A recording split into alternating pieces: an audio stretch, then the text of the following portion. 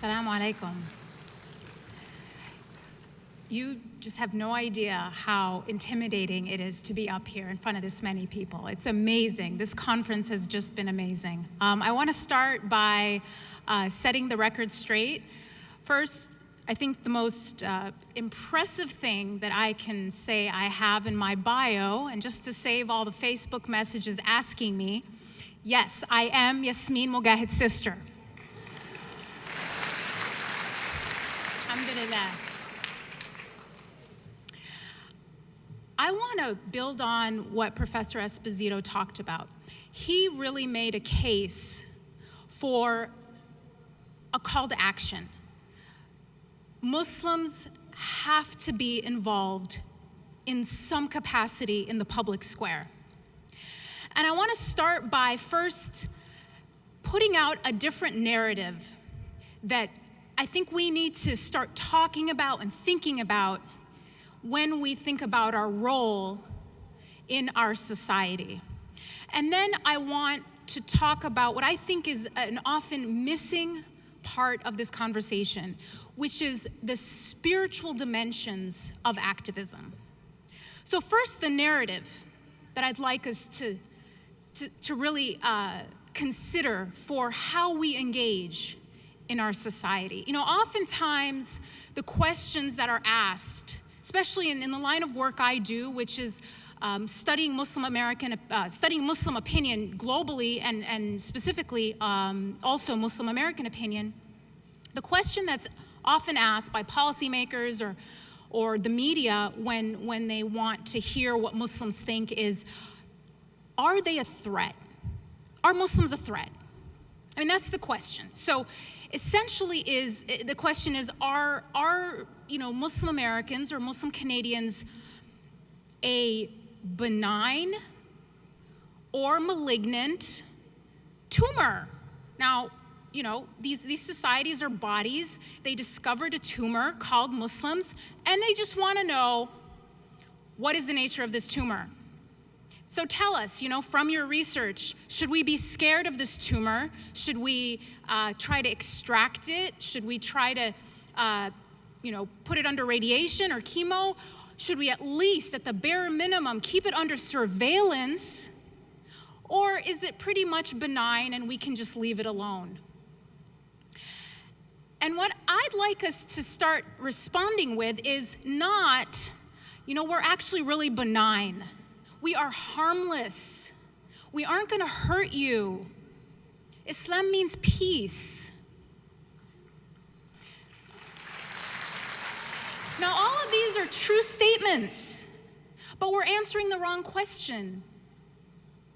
Because we are not a benign tumor.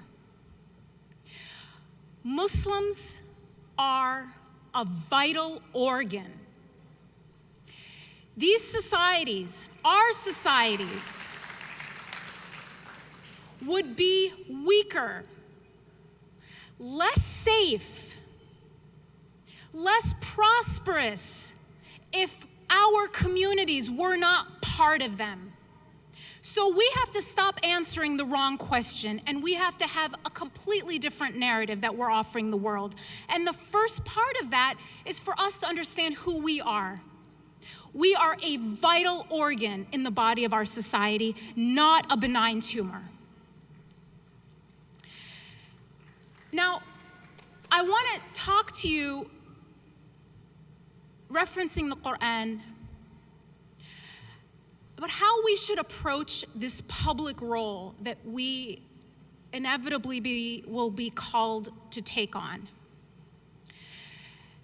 Because to be a vital organ, we need to be healthy. We need to know who we are, and we need to know our purpose.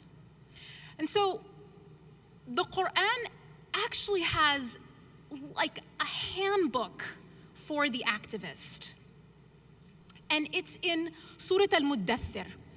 Now, Surah Al-Muddathir, which means the one who is covered up, was the surah that was revealed to the Prophet, at least the first 5 verses, right after the first revelation of Iqra. And it's considered by the scholars of tafsir to be when the Prophet ﷺ was called to be from just a messenger. I'm sorry, from a prophet to being a messenger. It's when he was called on to begin preaching, to take the message to the people. This is how Allah approached with the Prophet ﷺ his public role. This is the beginning of his public role. And I think we can learn so much from these first 7 verses about what it means and what is required of us when we decide to take on a public role. So the surah starts out, Bismillah ar-Rahman ar-Rahim. A'udhu billahi min ash-shaytan ar-rajim. Bismillah ar-Rahman ar-Rahim. Ya ayyuha al-muddathir. O you who is wrapped up in a mantle. And we know this story, it's such a beautiful story. The Prophet ﷺ, when he got that terrifying and glorious first revelation, he was, as any of us would be, scared, suffered from self-doubt, didn't know what was happening to him. And what did he do? He ran to his wife and he asked her to cover him. He wasn't seeking this. He wasn't running to this. He was running away from it. He was covering himself from it. And that's the first lesson of activism. If you are running to this life of activism, of a public role, then God forbid, stay away from it. If you're doing it out of ambition, run away from it. It should be only for those who are being called out of that covering, out of that fear of the responsibility. Ya ayyuha al-muddathir. It has to be for those who are coming out of a cover reluctantly for this kind of public work. It cannot be out of an inclination, a desire, a raising your hand, you can't wait. I'm here to tell you, having a public role is generally a terrible idea. Not what you expected, right? So shun it, run away from it, unless you are compelled to take it on.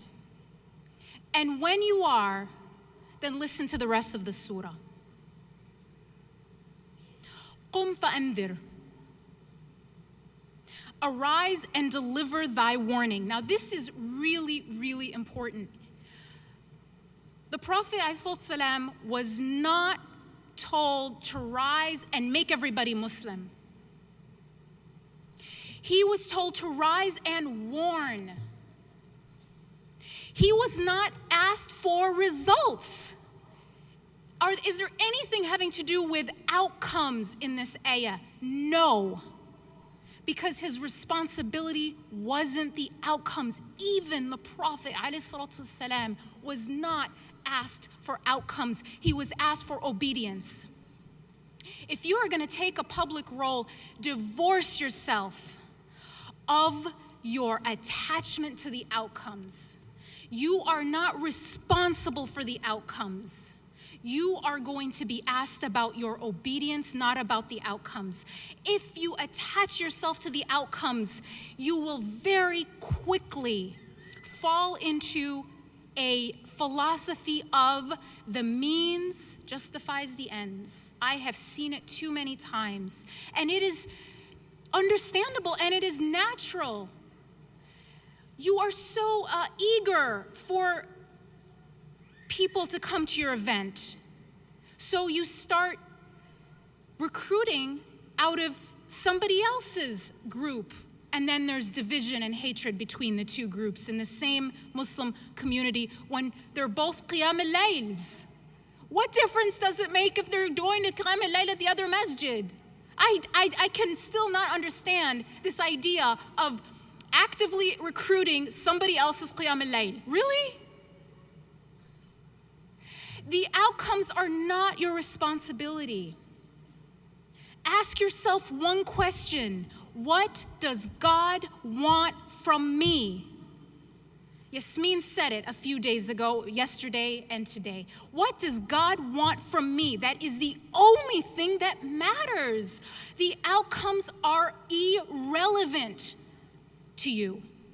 قُمْ فَأَنذِرْ. He also was told, RISTalks, to warn. Their souls are not your responsibility. Your role is as a warner. Your role is to deliver the truth, not to make people swallow it whole. You know, if you think about who should we be, think of yourself as a mailman, not a missionary. The question you will be asked is, did you deliver the mail? Not did they open it, read it, and accept it. Just deliver. Be a mailman, not a missionary. We are not here responsible for outcomes. We will be asked only about our obedience.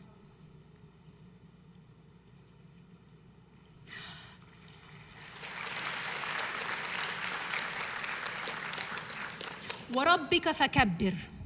Subhanallah, this is the whole thing.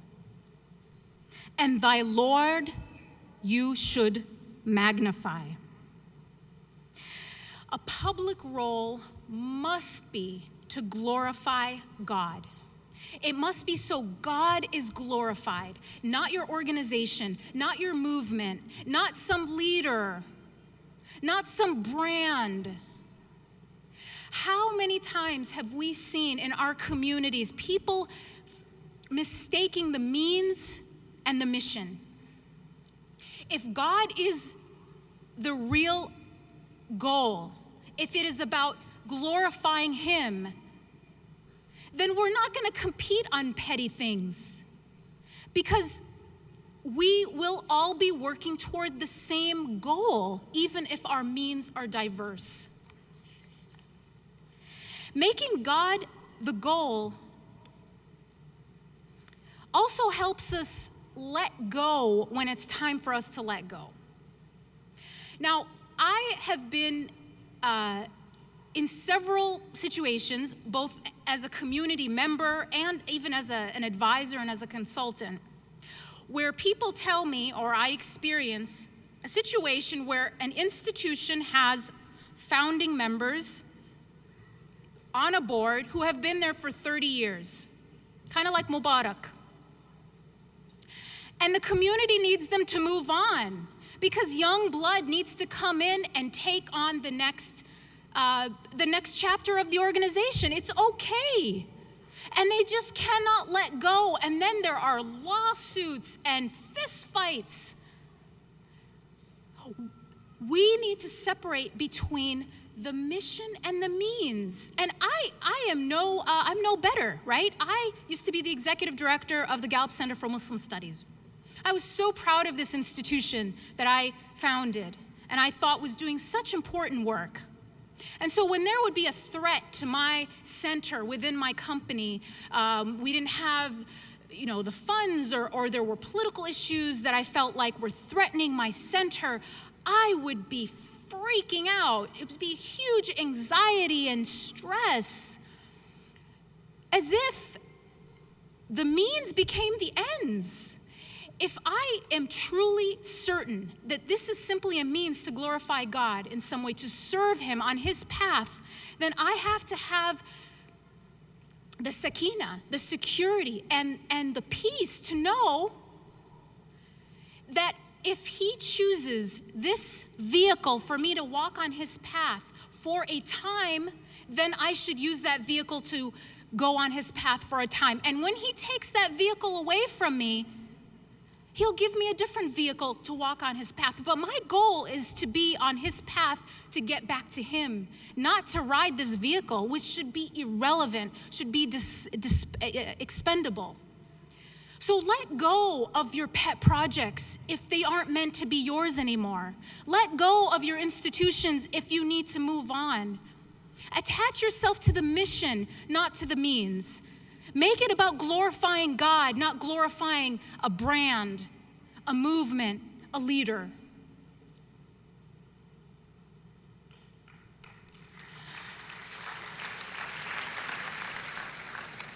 وَثِيَابَكَ فَطَهِّرْ.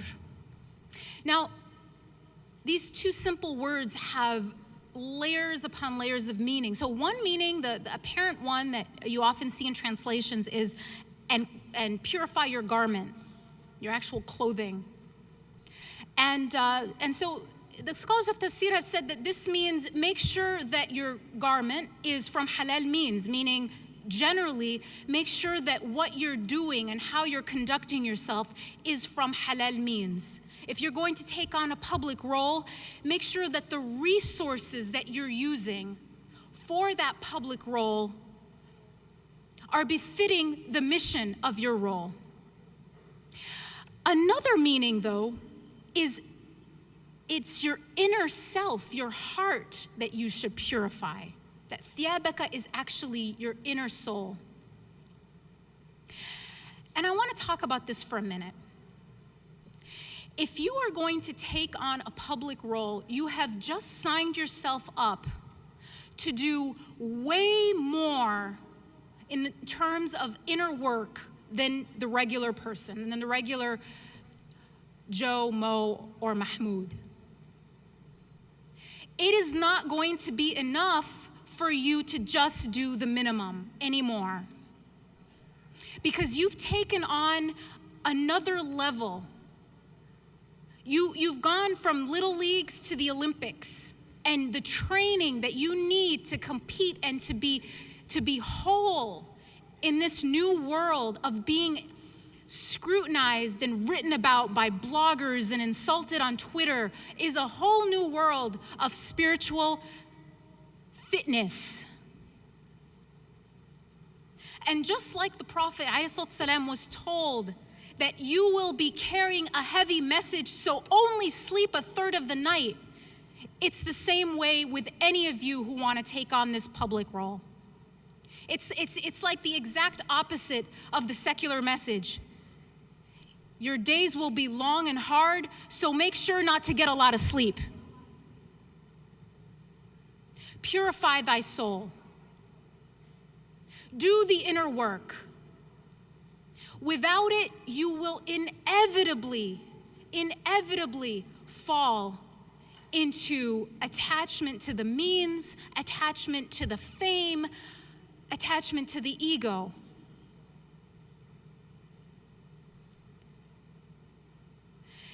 This inner work requires extreme self-awareness. You have to be really in tune with what's going on inside. And the next ayah builds on this. وَالرُّجْزَ فَهْجِرْ. Now, Ar-Rujz is actually the name of a pagan god. There are different ways to translate this. It says, and all defilement shun. So shun what is defiled, what is not pure. But another layer is that this is actually the name of pagan god. It is talking specifically about shunning the false idols. Now, the Prophet ﷺ never worshipped these false idols. What is this ayah talking about? We're all Muslims. We don't bow down to idols.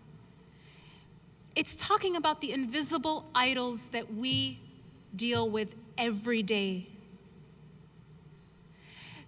The ego, the love of reputation, the love of fame.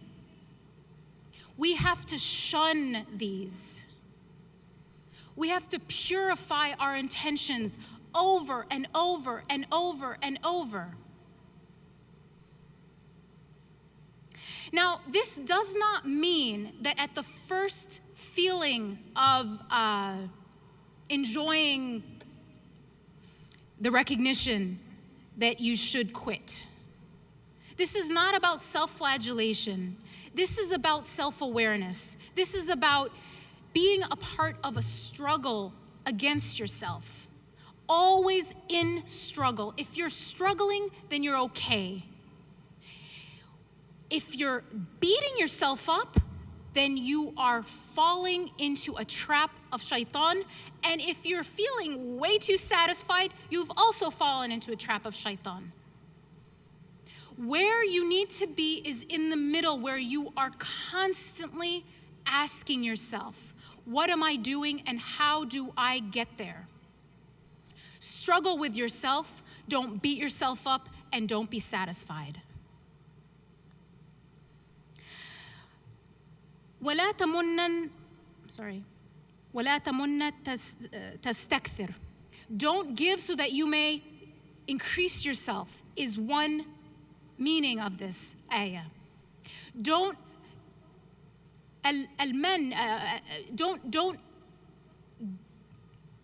contribute so that you're feeding your own self-interest. If your public role is stemming from a career ladder, I'm not telling you not to do that. I'm just telling you to be really honest with yourself about why you're doing what you're doing.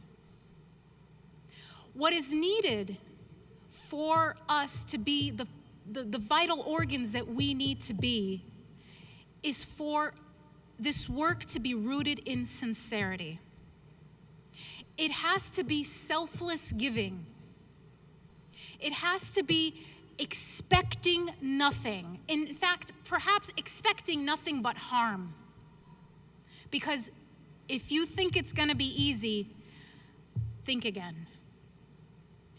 Don't give so that you may increase yourself. But another meaning, which is so miraculous, which is so amazing, is it actually also means don't weaken in your quest for good. So it means don't give so you may receive more. Don't be self-interested, but also don't be weak in your quest for good.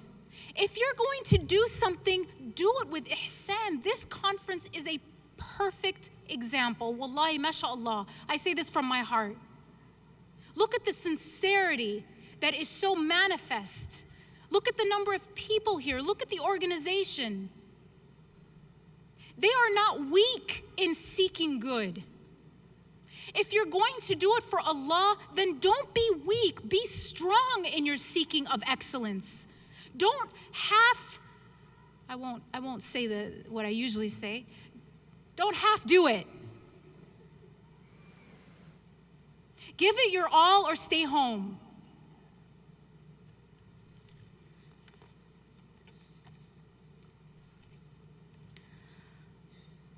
And then finally, وَلِرَبِّكَ فَاصْبِرْ. And onto your sustainer, Rabb, turn in patience. Because let me tell you, and anyone else here who's doing anything public will tell you it requires a lot of patience. The road will be rocky. You will feel weak. What should you do about that? Where do you turn for sanctuary? Rabbak, the sustainer, the source of energy. Don't turn in the wrong direction. Don't go to people. As much as they are there for you, and yes, they can offer comfort, but the real energy, the real source of respite is your sustainer. Go to him when you are weak. Now, I want to end by talking about one specific hardship that anyone with a public role will inevitably face and will require so much patience in turning to Rabb al-Alameen. And that is in the age of social media, especially, that is the hardship of slander. In fact, if you are in a public role and you are not facing any slander, I would say check yourself. Something's wrong. You will face this problem. I guarantee it. And I think no one knows that more, perhaps, than Professor John Esposito. We just had a wonderful full spread written about us beginning of this month on a magazine that a very well-read right-wing magazine, which I will not mention. So slander is normal. How should you deal with it? First, recognize one thing. You are in great company. Why? Because alayhi salatu wassalam was slandered. He was told specifically to be patient about what they say and to leave them. So when it's happening, at least take comfort that you are in great company. Second, I was told this by a friend, and I think it's beautiful. I was told this: consider your reputation and honor a sadaqah that you will donate to do God's work. Subhanallah. Once you see it that way, that you're actually giving to Allah, it becomes much easier to have that patience. Third, be grateful for it. You know, Yasmin was talking about the 3 levels of dealing with hardship. One is anger at God, which is the wrong way. Number 2 is patience. And number 3 is actually rida, being happy with it. I would say the third in this case, be happy with it, be grateful for it. Why? Because it is creating friction between you, your heart, and this public profile you have, the fame. You are seeing the bad side of fame, the ugly side of fame, the uncomfortable side of fame, and so you don't get attached to it. It is creating friction, so you stay unattached from this Velcro called fame that wants to suck you in and have you want to hold on to it and fear losing it. When it makes it so hard to be known because of the slander, it helps your heart be protected, and it means Allah is protecting you because He loves you. So be grateful for the slander because it keeps your heart safe. Number 4, thank you. Hold your head up. Feel proud and feel free because it means you matter. It means you threaten injustice at least a little. And that alone is worth a little bit of hardship.